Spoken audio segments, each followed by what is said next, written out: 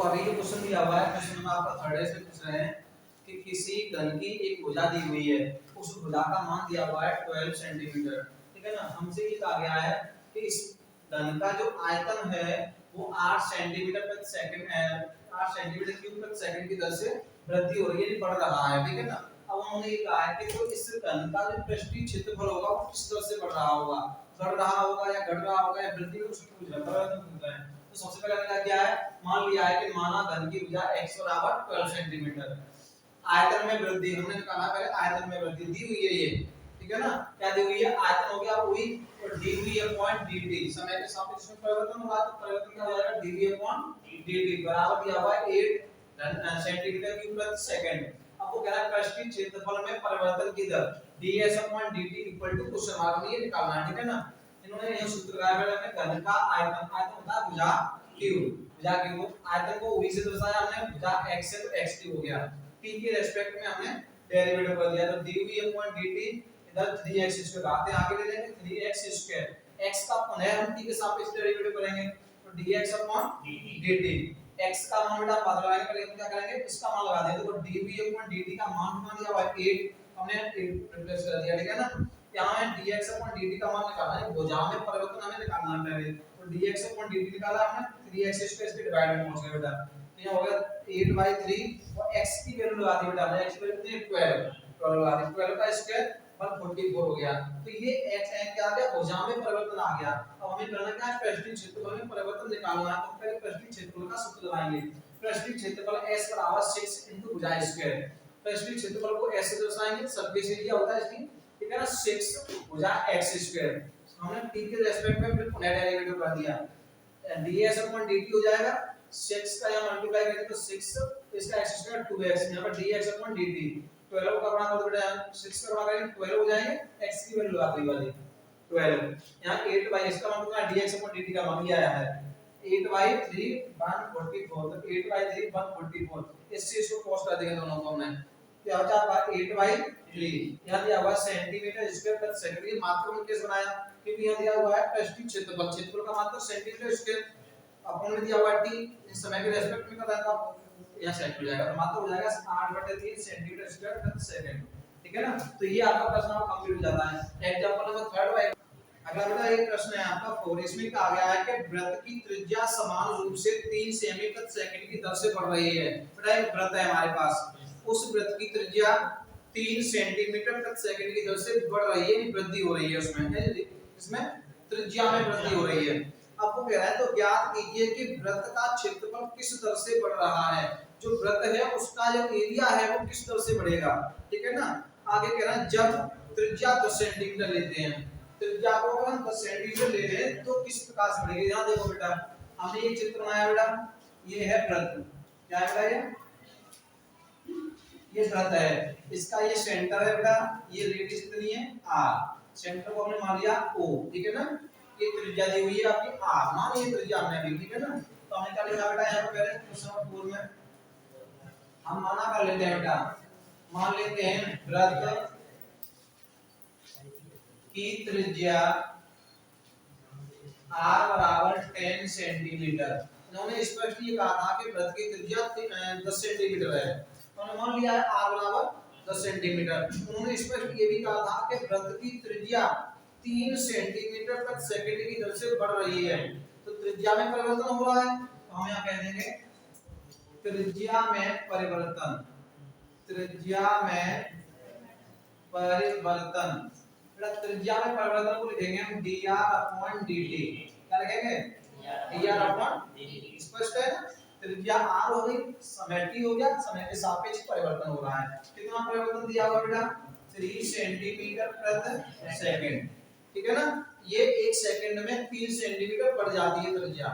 ठीक है बेटा, अब उन्होंने हमसे ये कहा है कि इसके क्षेत्रफल में परिवर्तन क्या होगा वो निकालना है बेटा, तो सबसे पहले हम लिखेंगे बेटा यहां पर वृत्त का क्षेत्रफल, कल हमने आपको सूत्र सब दिखाए थे बेटा, वृत्त का क्षेत्रफल क्या होता है पाई आर स्क्वायर, क्या होता है बेटा पाई आर स्क्वायर, पाई का मान बेटा, पाई का मान तो भी हम लगाएंगे, अभी हम क्या करेंगे क्षेत्रफल को बेटा हम a से दर्शा देंगे, संकेत चाहिए मुझे कुछ, तो हमने किससे दर्शा दिया a से, एरिया, ठीक है ना, यहाँ हो जाएंगे पाई आर स्क्वायर।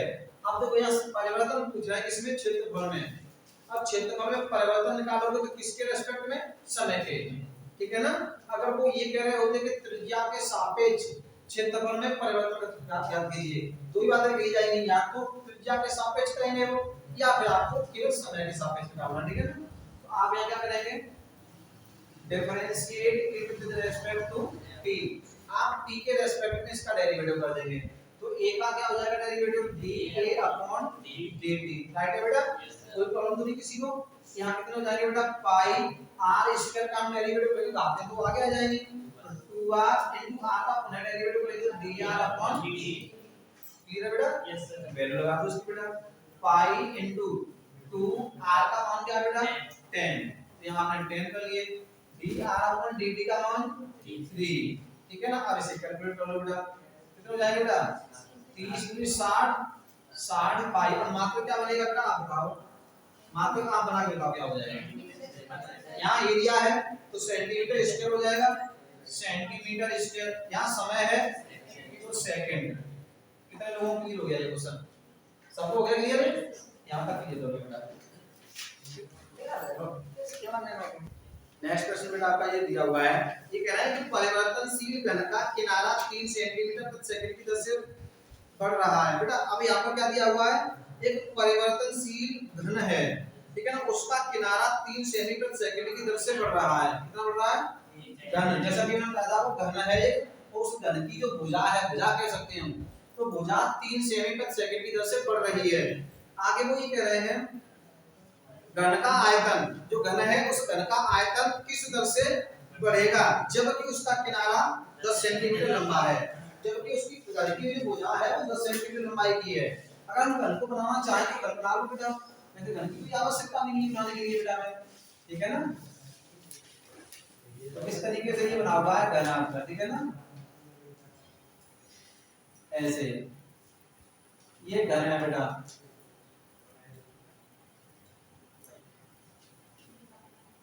इस घन का किनारा मान लिया हमने x है, कितना है किनारा भी, तो ये x है, दिया दिया कितना है 10 सेंटीमीटर दिया हुआ है, कितना दिया हुआ है, मान दो x बराबर 10 सेंटीमीटर का ये दिया हुआ है किनारा, ठीक है ना। अब इस किनारे में परिवर्तन भी दिया हुआ है, आयतन में परिवर्तन हमें निकालना है, तो करेंगे क्या बेटा, क्वेश्चन अपना बेटा 5 है ना, यहां लिख लेते हैं बेटा, माना घन का किनारा, घन का किनारा x बराबर 10 सेंटीमीटर, कितना बेटा। अब आप क्या करेंगे बेटा, यहां से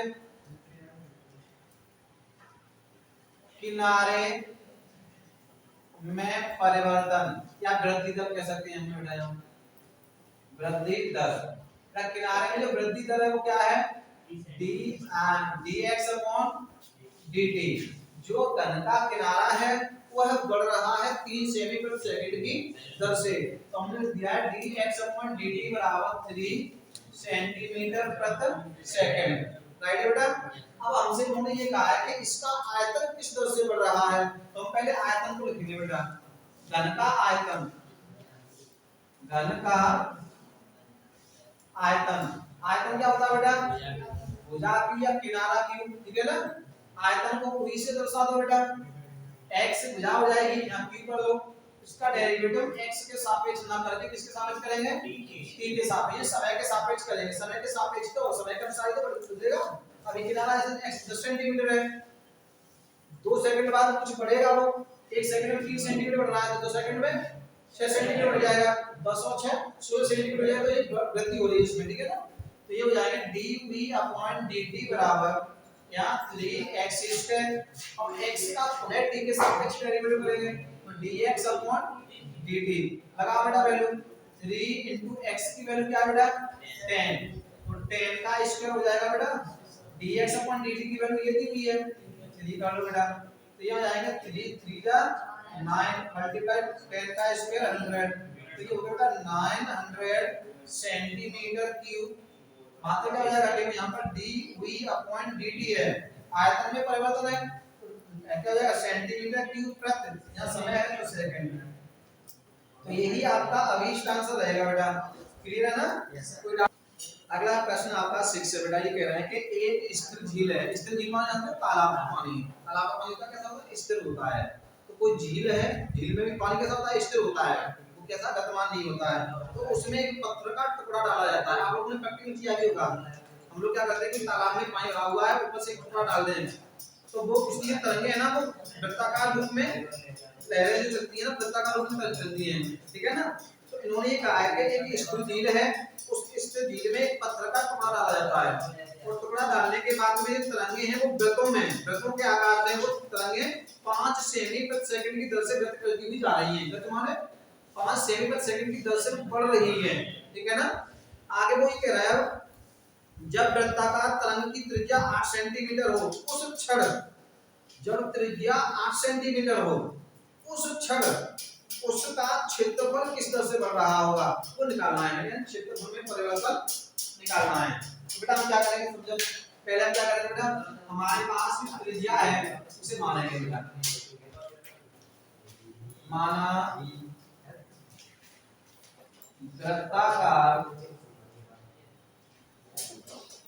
तरंग की त्रिज्या r बराबर 8 सेंटीमीटर।